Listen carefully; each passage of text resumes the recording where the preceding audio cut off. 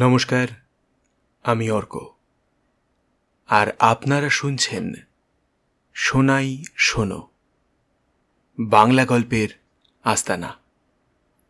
আজকের গল্প মানবেন্দ্র বন্দ্যোপাধ্যায়ের আমায় বাঁচান সম্পাদক মশাই।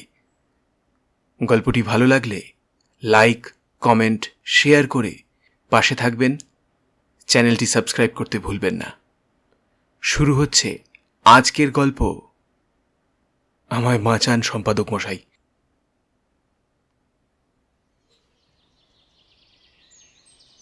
সম্পাদক মশাই, ছেলেবেলা থেকেই বড়দের মুখে শুনে আসছি যে আমি ভীষণ বোকা। আর বড়রা যেহেতু নাকি গুরুজন, তাই ওই গুরুগম্ভীর গুরুজনদের অবশ্য দোষ দিই না আমি। কেননা স্কুলে যত পরীক্ষায় ফেল করা সম্ভব তার একটিতেও কখনো আমি পাশ করিনি। ফেল করতে করতে আমি 6 ফিট লম্বা হলাম। আমার গলার আওয়াজ বড়দের মতো মোটা হয়ে উঠল, ঠোঁটের উপরে নাকের তলায় গোঁপ গজালো। আর মাঝে মাঝে কোনোই কারণ নেই, অথচ খামোখা বেজায় মন খারাপ হতে লাগলো। ইজের পড়া বাচ্চাদের সঙ্গে এক ক্লাসে বসতে আর ভাল লাগলো না। তাই একদিন কারুর কোনো কথা কানে না দিয়ে স্কুল ছেড়ে দিলাম। বাবা গম্ভীর গলায় জিজ্ঞেস করলেন, যেহেতু তাঁরই নাকি সবচেয়ে গুরুদায়িত্ব, এখন তবে কি করবে ভাবছ? কিছু না ভেবেই ধাঁ করে আমি জবাব দিলাম, ব্যবসা করব। তারপর তো আপনি জানেন, বাবার দেওয়া সামান্য মূলধন নিয়ে আমি যখন ব্যবসা চিনতে শিখেছি, ঠিক তখনই লাগলো দ্বিতীয় বিশ্বযুদ্ধ। এবং বলা বাহুল্য, কি করে যে আমি ভাগ্যের ঘোড়াকে জোর কদমে একরকম লাফাতে লাফাতে এগিয়ে নিয়ে চলেছি তা আপনার আর অজানা নয়। এখন আমার যা রোজগার, আমার বয়সের কোনো বিএ এমএ পাস ছেলে তা ভাবতেও পারে না। বেশ একটু মোটা সোটা আর ভারী কি হয়েছি। আমার সঙ্গে সঙ্গে বাড়ির চেহারাও ফিরেছে, ছাল ছলনি এখন আলাদা। মনীষের কথায় বলতে গেলে রীতিমতো ফাটাফাটি ব্যাপার। আর এ কথাও আপনি জানেন যে বাড়ির লোকেরা এখন আমার সম্বন্ধে যা বলে তা শুনতে মোটেই খারাপ লাগে না। গুরুজনদের কথার তালেও বেশ একটা লঘু সুর এসেছে আজকাল। কিন্তু বড় সম্প্রতি আমি বিষম বিপদে পড়েছি, এবং সেই কারণেই আপনাকে সমস্ত খবর জানিয়ে এই চিঠি দিচ্ছি। কি যে করা কর্তব্য আমার, আপনি তা জানালে, মিথ্যে বলছি নে, জানবেন আমার প্রাণ বাঁচবে। আপনার হয়তো হেঁয়ালির মতো মনে হচ্ছে, তাই পুরো ব্যাপারটা খুলেই বলি। অত্যন্ত দুঃখের সঙ্গে জানাচ্ছি যে আমি ঠিকানা পাল্টেছি। আরও স্পষ্ট করে বলাই ভালো, আমি এখন আর কলকাতায় নেই। হ্যাঁ, ঠিকানাটা আমার জানানো উচিত, একথা অস্বীকার করি না। কিন্তু আমার এখানকার বাসস্থান 5 কান হলে আমাকে আর এই ধরাধামে আপনারা কেউ দেখবেন না। একটা পেঁচা কিংবা সোনালি চিল হয়ে হয়তো আপনাদের আশপাশে ঘুরব, আপনারা আমাকে চিনতেই পারবেন না। আমি কি বলছি তা বোধহয় এখনো আপনার কাছে স্পষ্ট হয়নি। হয়তো বুঝতে পারছেন না আমার কথা। যদি বুঝতে চান তবে আসুন একবার আমার সঙ্গে আমার মাস্তুতো ভাই মনীষের কাছে। আপনারা হয়তো মনীষকে চেনেন না, সেও আপনাদের কাউকে চেনে বলে মনে হয় না। কিন্তু মনীষ পৃথিবীর সমস্ত পাখিদের চেনে, আর পাখিরাও নাকি মনীষকে চেনে। এই বিষয়টি অতি সংক্ষেপে বলতে গেলে হয়েছে আমার অতর্কিতে এমনিভাবে উধাও হয়ে যাওয়ার আসল কারণ। গোটা ব্যাপারটা খুলে বলার আগে মনীষের একটু পরিচয় দিয়ে নেওয়া ভালো। মনীষের বয়স আমারই মতো, এবং আমার মাস্তুতো ভাই হলেও আপনার হয়তো অবাক লাগবে শুনে যদি বলি পড়াশোনায় ও চিরকালই দুর্দান্ত ভালো। পরীক্ষায় কখনো ওকে দ্বিতীয় হতে দেখিনি। আমাদের বাসার সকলে চিরকালই ওকে নিয়ে উচ্ছ্বসিত। ছেলেবেলায় তো যখন তখন ওকে উদাহরণ হিসাবে জাহির করে আমাকে যা তা কথা বলতো আমার গুরুজনেরা। এহেন যে মনীষ, সে সম্প্রতি ডাক্তারি পাশ করে মাস কয়েক হলো ডাক্তারখানা খুলে বসেছে। প্রথম প্রথম উৎসাহ থাকলেও মাস তিনেকের মধ্যে যখন একটিও রুগী ওর হাতে মরতে এলো না, তখন থেকেই ওর উৎসাহে ভাটা পড়তে শুরু করেছিল।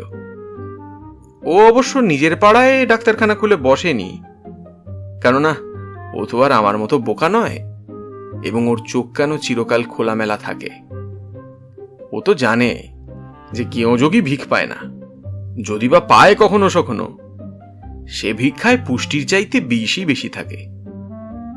দুবেলা ক্ষিতীশের অবস্থা দেখেছে তো। ক্ষিতীশ মনীষের আগে ডাক্তারি পাশ করেছে, পাড়াতেই ডাক্তারখানা খুলেছে। রুগী আসে তার বেশ, কিন্তু টাকা আসে না। পকেট থাকে গড়ের মাঠ। অমুক জ্যাঠা ডেকে নিয়ে যান ব্যস্ত সমস্ত হয়ে, শিগগির চলো একবার ক্ষিতীশ, তোমার জ্যাঠাইমার শরীর বড় খারাপ। রুগী দেখা হয়, ওষুধ দেওয়া হয় রীতিমতো, আর অমুক জ্যাঠা পিঠ থাবড়ে বলেন, তুমি তো আমার ছেলের মতো। হ্যাঁ, তোমার বাবা আমার প্রাণের বন্ধু ছিল হে, একেবারে হরিহর আত্মা। ক্ষিতীশ শূন্য পকেটে হাত ঢুকিয়ে বাড়ি ফিরে আসে, এবং ক্ষিতীশের এহেন বিচ্ছিরি হাল দেখেই পাড়া থেকে অনেক দূরে ডাক্তারখানা খুলল মনীষ। বড় সড় রংচঙে এক সাইনবোর্ড দিব্যি উৎসাহে টাঙালো, কিন্তু তবু তার রুগী আর আসে না। সকালে খবর কাগজ পড়ে, পথের দিকে হাঁ করে চেয়ে থাকে। এই নিয়ম মাফিক চলেছে গত 3 মাস। কিন্তু তারপরও যখন কোনো রুগীই এলো না, তখন ধুত্তর ছাই বলে বাড়িতেই প্রায় সময় বসে বসে পাড়ার ছেলেদের সঙ্গে তাস পেটে বা আড্ডা মারে সব সময়। আর ফাঁক পেলেই আমাকে পক্ষী চরিত্র সম্পর্কে জ্ঞান দান করে। মনীষ আজকাল আমাকে প্রায়ই বলে, মানুষের আত্মা অমর, আর মানুষ মরলেই পাখি হয়ে বেঁচে ওঠে। প্রত্যেকটি পাখি আসলে এক একজন ফৌত হওয়া মানুষ। বেড়াতে বেড়াতে হঠাৎ একদিন বলে ওঠে, দেখ দেখ ওই পাখিটাকে দেখ। আহা হা, তাড়িয়ে দিস না, নমস্কার কর। বলতে বলতে নিজেই নমস্কার করে। আমি হাঁদার মতো ফ্যাল ফ্যাল করে তাকাই ওর দিকে, আর শুধুই, কেন খামোকা একটা পাখিকে সেলাম ঠুকতে যাব কেন? বিরক্ত গলায় মনীষ উত্তর দেয়, তোর মতো উজবুক আর দ্বিতীয় দেখিনি। উনি আর জন্মে রবীন্দ্রনাথ ছিলেন। প্রথম প্রথম সত্যি বলছি সম্পাদক মশাই, ওর এই অদ্ভুত ধরনের পাগলামিতে হাসতুম, আর আর্ধেক কথাই বিশ্বাস করতুম না, এবং ভাবতাম গল্প লিখতে জানলে কোনো পত্রিকায় ওর কথা লিখে পাঠানো যায়, বিচিত্র এক বাতিক এই শিরোনামায়। মনীষ অবশ্য চুপ করে থাকতো, কোনো কথা বলতো না। ছাদে দাঁড়িয়ে চুপ করে এক দৃষ্টে পাখিদের দিকে তাকিয়ে থাকত, আর নিচের চলমান জনস্রোতের দিকে তাকিয়ে ভাবত, ওদের মধ্যে কে আবার ওই বিশাল খোলা আকাশের প্রজা হয়ে তার হৃদয় অধিকার করবে। বুঝতে পারছি হাসছেন, হয়তো ভাবছেন লোকটা আগে শুধুই গাড়ল ছিল, এখন আবার পাগলও হলো। বিশ্বাস করুন, যদি আমার কথা মিথ্যে হতো, তবে পৃথিবীতে সবচেয়ে বেশি খুশি আমিই হতাম, এবং আমি হো হো করে অট্টহাসি হেসে উঠতুম। সেদিন বিকেলবেলা আমি আর মনীষ ছাদের উপর বসে চা খাচ্ছি। হঠাৎ মনীষের বুক ঠেলে একটা বেজায় করুণ দীর্ঘশ্বাস বেরুল। আহা! ওর মুখের দিকে তাকাতেই একটা শালিক দেখিয়ে বললে, বেচারির বড় কষ্ট। আহা, একা একা ঘুরে বেড়াচ্ছে। সঙ্গী সাথী কিচ্ছু নেই বেচারার। আমার ভয়ানক হাসি পেল, কিন্তু তা সত্ত্বেও হাসি চাপবার ব্যর্থ চেষ্টা করে জীবনানন্দ দাশ আওড়ালাম। এই জীবনে আমি ঢের শালিক দেখেছি, তবু সেই 3 জন শালিক কোথায়?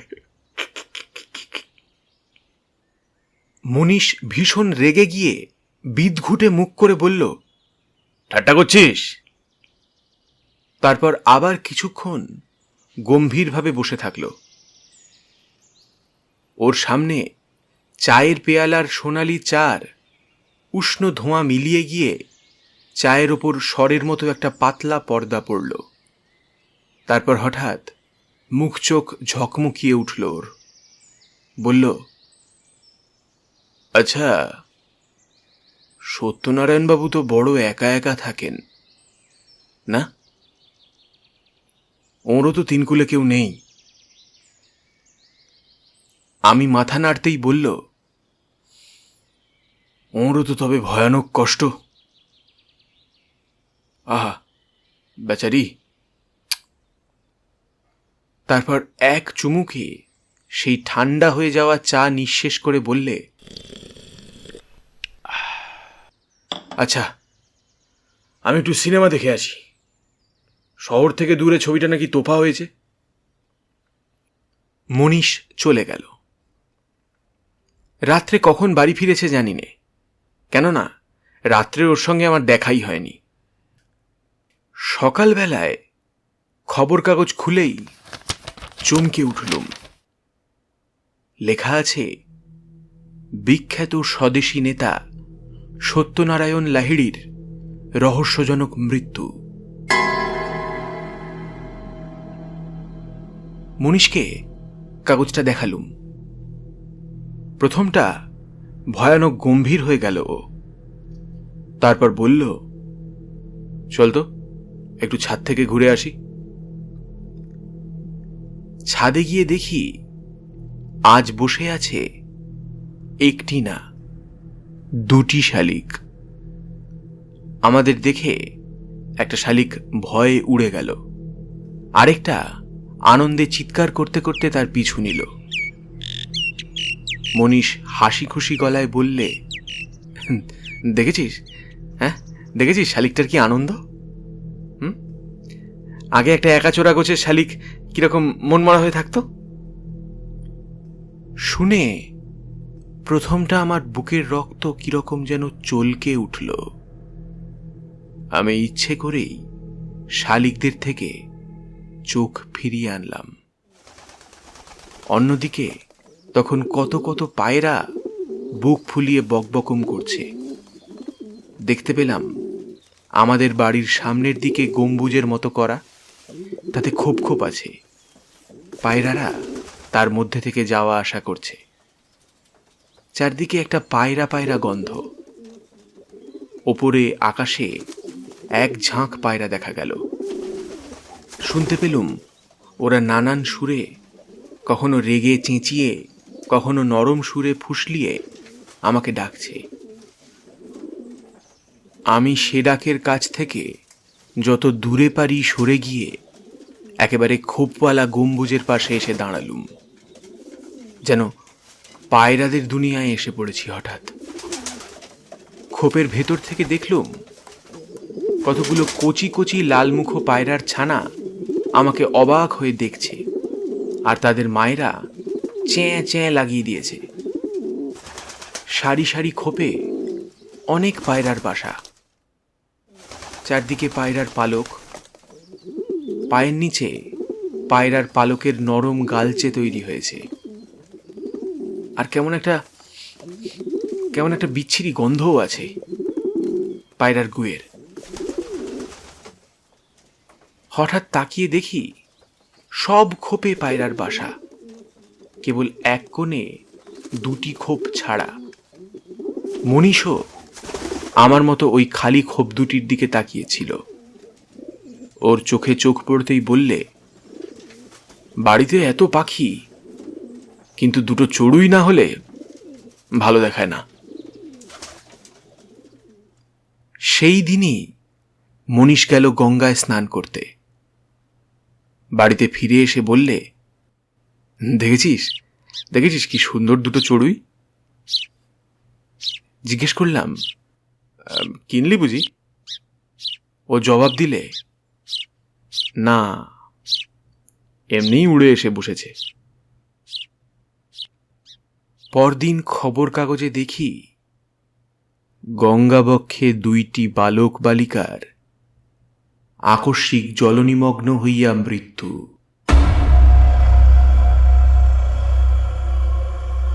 মনীষের গঙ্গা স্নান, 2টি বালক বালিকার অপঘাত মৃত্যু এবং তারপরেই 2টো চড়ুই।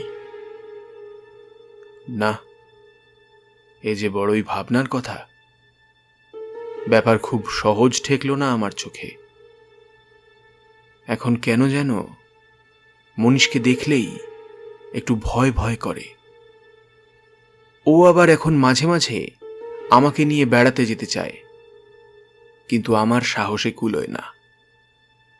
হাঁদা হলেও এটুকু বেশ বুঝতে পারি, পাখিদের জন্য সমবেদনায় মনীষের প্রাণ অভিভূত হয়ে ওঠার পরেই কোনো না কোনো রহস্যজনক দুর্ঘটনার সংবাদ পাওয়া যায় এবং তাদের সঙ্গে মনীষের যোগাযোগ প্রত্যক্ষ যদি নাও বা হয়, পরোক্ষভাবে একটু না একটু থাকেই।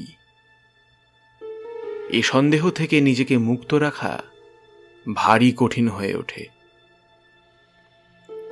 তারপর একদিন দেখা গেল আমাদের অত জোড়া পায়রার মধ্যে একটি মারা গেছে এবং বিজোড় হওয়ার দরুন একটি পায়রাকে খুব আকুলি বিকুলি করে ডানা ঝাপটাতেও দেখা গেল। অবশ্য সত্যি বলতে কি, আমি পায়রা চরিত্র কিছু বুঝি নে। কোথাকার কোন নোয়া বন্যার সময় পায়রা উড়িয়েছিল, তাদেরই জাত ভাই ঘুঘুরা চড়ে বেড়ায় কারু কারু ভিটে। কোন কবি নাকি সব প্লাবনের মধ্যেই একটি পায়রাকে শোনেন। এসব উটকো অসংলগ্ন কথা ছাড়া কিছুই আমার জানা নেই পায়রাদের বিষয়ে।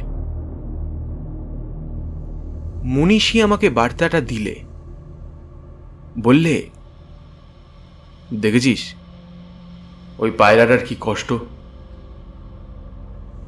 সঙ্গে সঙ্গে আমার শরীরের ভেতর দিয়ে রক্ত চলাচল যেন বন্ধ হয়ে গেল। কাল খবর কাগজে কি দেখব ভাবতেও শিউরে উঠলুম। যেমন ভাবেই হোক, আজ আর মনীষকে বাইরে বেরুতে দেব না।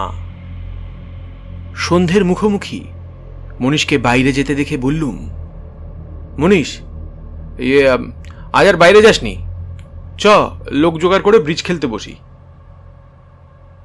মনীষ বললে, আজ যে একটু বাইরে না গেলেই চলবে না, এবং আমাকে আর কোনো কথা বলার সুযোগ পর্যন্ত দিলে না। ও সাঁ করে চলে গেল। চলে গেল নয়, কেটেই পড়ল বলা যায়। পরদিন খবর কাগজে প্রকাশ বিখ্যাত দানবীর শিশির কুমার ভট্টাচার্যের রহস্যজনক আত্মহত্যা।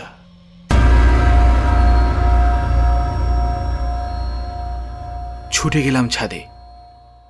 দেখি আরেকটা নতুন পায়রা কোত্থেকে উড়ে এসে ওই পায়রাদের সঙ্গে জুটেছে। ভাবলুম, এভাবে আর থাকা উচিত না। এর একটা প্রতিকার করতেই হবে। পুলিশকে একটা খবর দেওয়া উচিত। অন্তত আরো 5 জন নির্ভয়ে বাঁচুক, শান্তিতে থাকুক। জামা পরে বেরোতে যাব, দেখি মনীষ বাড়ি ঢুকল। একটা বাচ্চা পাখি দেখিয়ে বললে, একটা পেঁচার বাচ্চা, এর মা মরে গেছে। একে দেখার জন্য একটা বড় ধাড়ি মতো পেঁচা না পেলে এর বড় কষ্ট হবে। তারপরই আমার দিকে তাকিয়ে বললে, তোর তো দোকান আজ বন্ধ, রোববার না? আমি মাথা নাড়তেই বললে, তুই বড় ঘর কুনো, বড় একা একা থাকিস। এত একা একা থাকা মোটেই ভালো দেখায় না।